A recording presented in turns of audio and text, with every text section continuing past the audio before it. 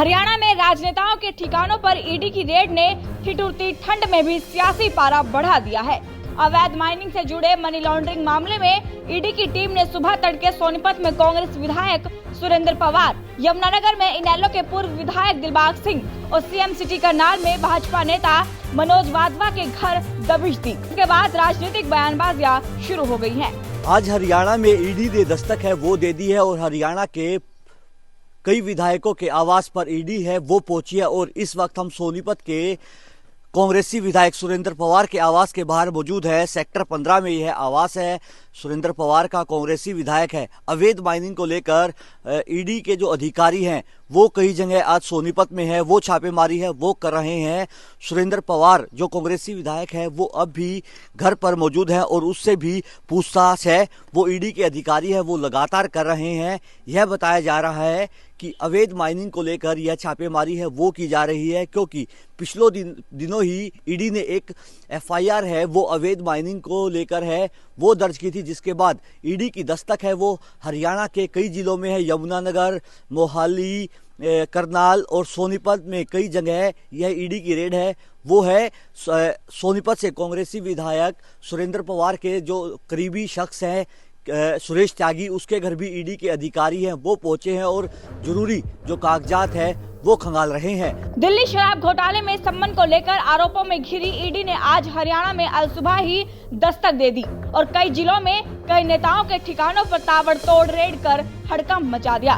केंद्रीय सुरक्षा बलों के जवानों और स्थानीय पुलिस की मदद के साथ ईडी की टीमों ने सोनीपत, यमुनानगर, करनाल और मोहाली में छापेमारी की और इस दौरान नेताओं के घरों और ठिकानों को पूरी तरह से नजरबंद कर दस्तावेज खंगालने शुरू कर दिए। सोनीपत के साथ ही यमुनानगर में इनेलो के पूर्व विधायक दिलबाग सिंह के घर भी रेड हुई और यहाँ भी घर के बाहर जवानों ने मोर्चा संभाला और घर के अंदर टीम ने दस्तावेज खंगाले।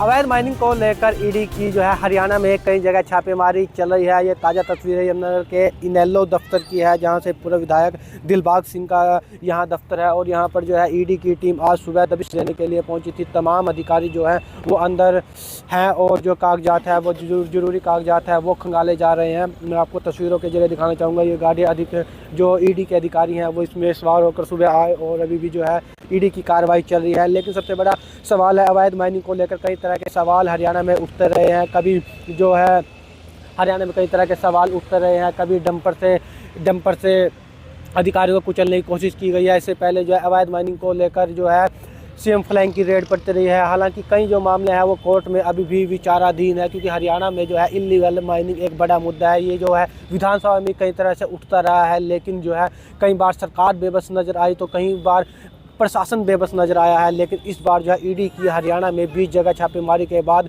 जो है खनन माफियाओं में एक तरह का हड़कंप मचा हुआ है। अब देखना होगा जो है ईडी की जो ये कार्रवाई की गई है इसमें क्या कुछ निकलकर सामने आता है। इसी तरह ईडी की टीम ने सीएम सिटी करनाल में भी अचानक दस्तक दी और भाजपा नेता मनोज वाधवा के घर पर रेड की। ये तीनों छापेमारियां अवैध माइनिंग से जुड़े मनी लॉन्ड्रिंग मामले से संबंधित है, जिसको लेकर सियासी बयानबाजियां भी शुरू हो चुकी हैं। साहब, आज एक बार फिर ईडी हरियाणा में दस्तक पर है। जो पूर्व विधायक हैं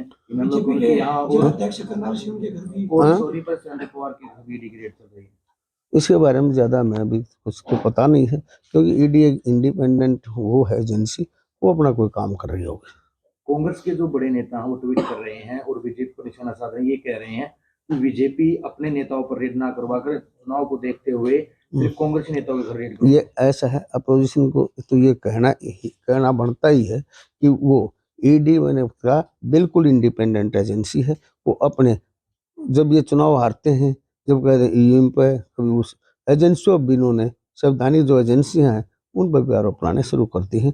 इस तरह की कोई बात सरकार के उसमें नहीं है। बता दें कि यमुनानगर जिले में कथित अवैध खनन से जुड़े मनी लॉन्ड्रिंग के मामले में ईडी ने छापेमारी की है, जिसमें यमुनानगर, सोनीपत, मोहाली, फरीदाबाद, चंडीगढ़ और करनाल में स्थित इन नेताओं के दर्जनों ठिकानों पर दबिश दी गई है। हालांकि ईडी की छापेमारी में नेताओं के घरों और ठिकानों से क्या कुछ अहम दस्तावेज मिले पूछताछ में क्या कुछ निकलकर सामने आया, इसको लेकर ईडी के अधिकारियों ने अभी कोई भी बयान जारी नहीं किया है।